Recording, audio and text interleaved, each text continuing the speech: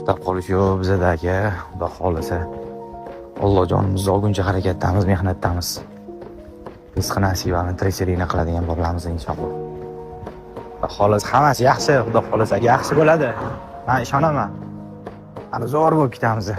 Juda ham zo'r bo'lib ketamiz. Hamma havas qiladi hali bizga. Inshaalloh shu kunlar keladi. Ota-onamiz ham o'tga borgandagi bemalol o'tirishadi, faxrlanib o'tirishadi.